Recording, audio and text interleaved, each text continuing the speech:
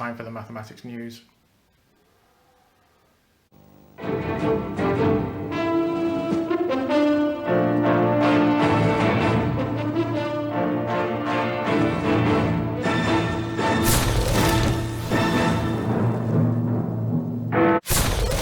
My iMaths exercises that I've set you are pretty much the same that we've done from the M1 book, but the difference is that Cambridge insists that we use 10 meters per second for the acceleration due to gravity, and on my iMaths they are using a more accurate figure, 9.8. So if you're going to use my iMaths, it's worth keeping that in mind when there's anything involving gravity, and the majority of the questions involving objects on slopes or things flying through the air will involve gravity somewhere. So I thought it'd be useful to go through the same sort of questions we've already done, but using G as 9.8. So if you look just as a short example, if I have this penguin here, and say this penguin weighs, he's a hefty penguin, say if he weighs 50 kilograms, then his weight will be his mass times the acceleration due to gravity, which would be 50 times the acceleration due to gravity. On diagrams, because G as 9.8 is not like an easy number to work out in your head, then it's useful just to write it down as 50G. In fact, 50G is 50 times 9.8, so it's 490 newtons if we're using 9.8. If we were using 10, it would have been 500, which is much easier to work with. But it's not too difficult to use a different number. The principle behind everything is exactly the same. You can still use force equals mass times acceleration. You can still do all of the methods we've talked about. It's just that we're going to use a slightly different value for G. And actually this is more accurate. So let's have a look at a few examples. These are similar to examples which are on the My iMaths exercises, but they're also very similar to stuff we've done before. So this is a pulley system. We've got two different masses here, A and B. In the question it says A has a mass of 7 kilograms and B has a mass of 14 kilograms. So whereas previously we would have quickly just written down 70 and 140, what I'm going to do from now on, and I'd recommend you do the same, is use 7G here. So it's 7 times 9.8. And because we actually might end up combining together different things involving G, it's quite handy just to use G. If it's not 10, then 7G is just abbreviation for 7 times 9.8. B is going to be 14G.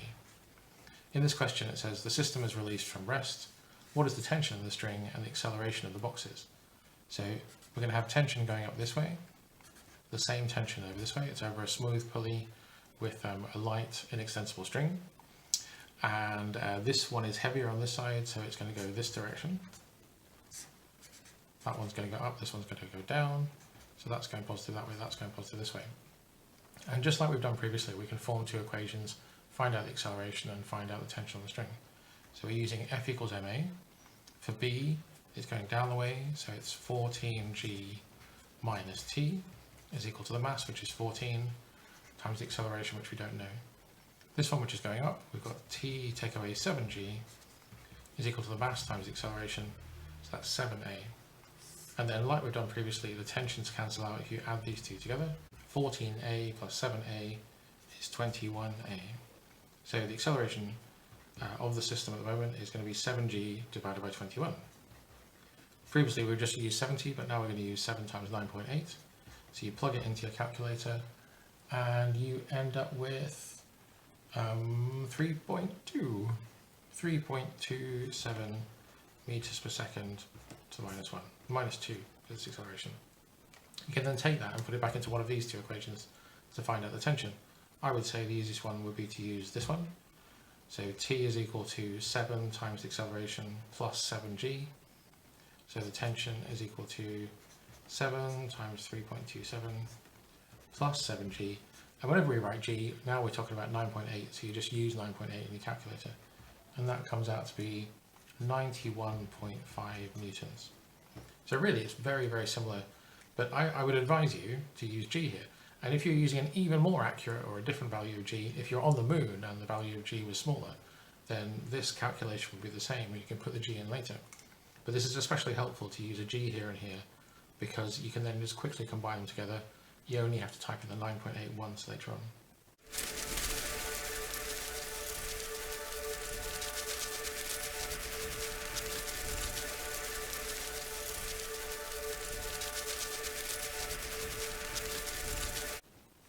Let's have a look at another one. Right.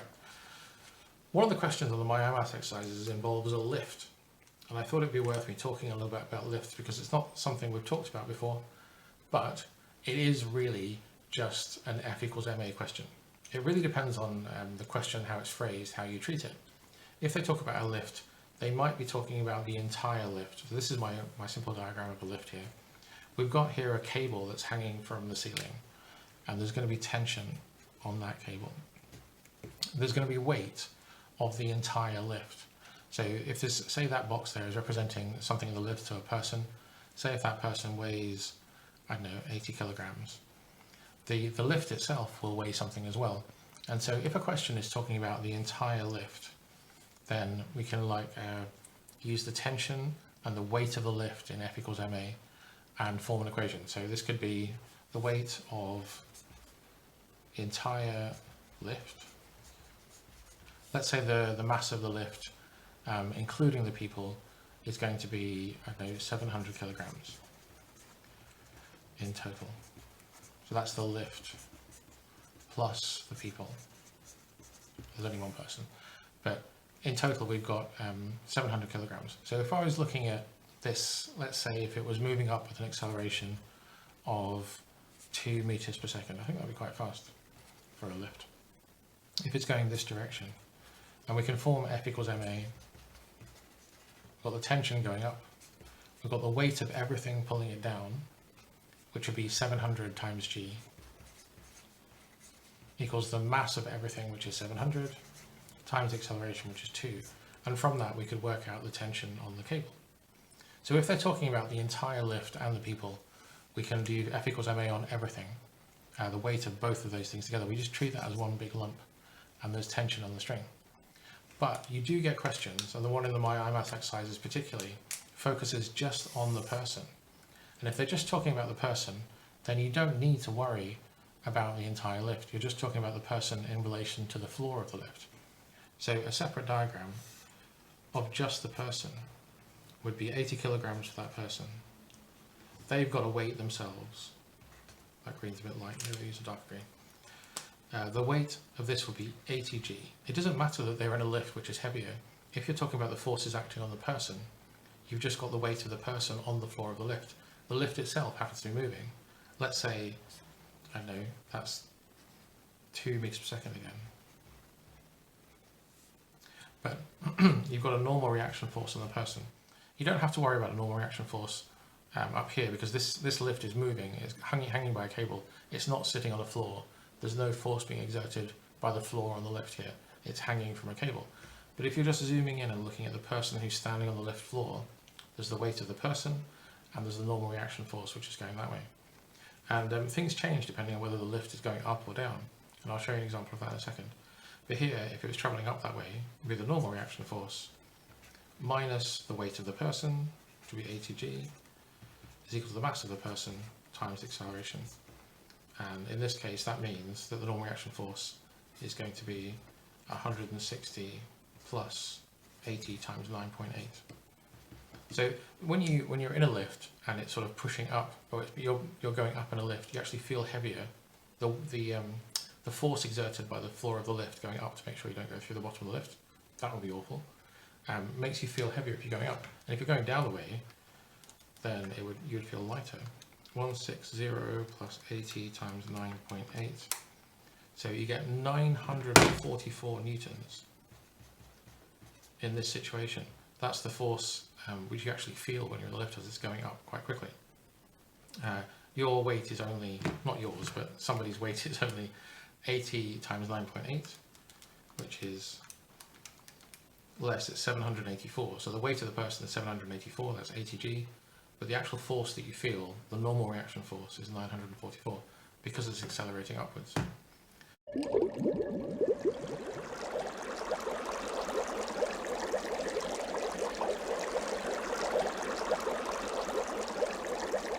Now let's have a look at a more in-depth question. I think I need a blank piece of paper here. So this is a question about a lift, and you have to look at the question. Is it talking about the entire lift, or is it just talking about a person on a lift? And this one here, it says a lift and its passengers have a total mass of 600 kilograms. So in this case, we've got an entire lift or an elevator, same thing. We've got tension on the cable. The entire weight, it doesn't matter who's in there, the entire weight of that lift is told us in the question. It says it's 600 kilograms, so that's 600 G of weight. There's nothing to worry about sideways, it's just moving up and down. That'd be quite nice if the lift was going sideways, but that would be confusing. Find the tension of the cable supporting the lift when it is at rest. So at rest, for this particular question, you would have F equals mass times acceleration. If it's at rest, the acceleration is nothing. So let's just presume that's the positive direction. Then we would have tension minus 600 G is equal to 600 times 0. So that just means the tension is equal to 600 G, which is 600 G, I worked it out earlier, 5,880 newtons. Now, if this was a normal class, I'd then ask you the question, but I can't because things are not normal anymore. But it says here, it is traveling at a constant speed. What do you think is going to happen if it's traveling at a constant speed? What's the acceleration? Yep, that's correct. There's nothing. So the same thing happens. If it's traveling at a constant speed, you get exactly the same equation as this because the acceleration is nothing. And so this again would be 5,880 newtons. Things change, of course, if it's going up or down.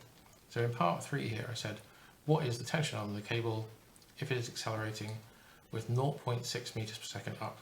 But the equation remains the same. It's F equals ma every time. This one is going up the way, so the tension is bigger. We've got tension, take away 600 G is equal to the mass times acceleration, which is 0.6. So tension is equal to 600 times 0.6 plus 600 times G, and in this case G is 9.8. So the tension on the cable comes out to be 9,180 newtons. And this makes a lot of sense to me, that if the lift is going up, then the tension on the cable is going to be bigger. It's pulling it faster than the weight of the entire thing. In part 4, it says it's accelerating down the way. So let's change that now for part 4 to be going this way as the positive direction. So we'd have 600 G is the weight of the object. Take away the force going backwards, which is the tension, is equal to the mass, 600 times acceleration, which is 1.2. And I have chosen this as positive. That's bigger, this one's smaller. 1.2 is positive. And I would get, add t to both sides, subtract away 600 times 1.2. So 600 times 9.8 minus 600 times 1.2.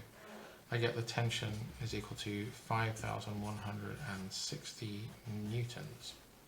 So if it's going down the way, the tension on the cable is less. So when we are treating things as the lift and the passenger together, you just treat it as one great big lump and you work with F equals ma. You could have a question which is just an object in a lift.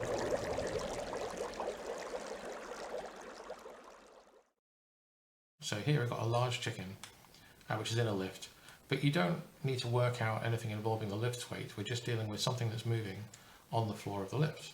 So here, oh, I don't need to draw a box actually. Oh, the box could be the chicken. So this is on the floor of the lift. The weight of the chicken is going to be 4.2 G. There is a normal reaction force. Okay, it's going up in a lift, so that's going to be my positive direction. Calculate the force the chicken exerts on the lift floor if the acceleration is 0.8 meters per second. The force that the chicken exerts on the lift is actually the same as the normal reaction force in this case. The weight of the chicken is 4.2 G, but the force which it exerts on the lift floor is going to be the normal reaction force. So we do F equals ma, it's going up the way, so R, take away 4.2 G, it's equal to the mass times the acceleration, which we know is 0.8. So the normal reaction force is going to be 4.2 times 0.8 plus 4.2 G. And that comes out to be 44.52 newtons. Oh, I don't need that in decimal places, but 44.5 newtons there. So actually, you would expect the chicken, if it's 4.2 G, 4.2 times 9.8 is 41.16 newtons. So if the chicken wasn't moving, then its weight would be 41.16.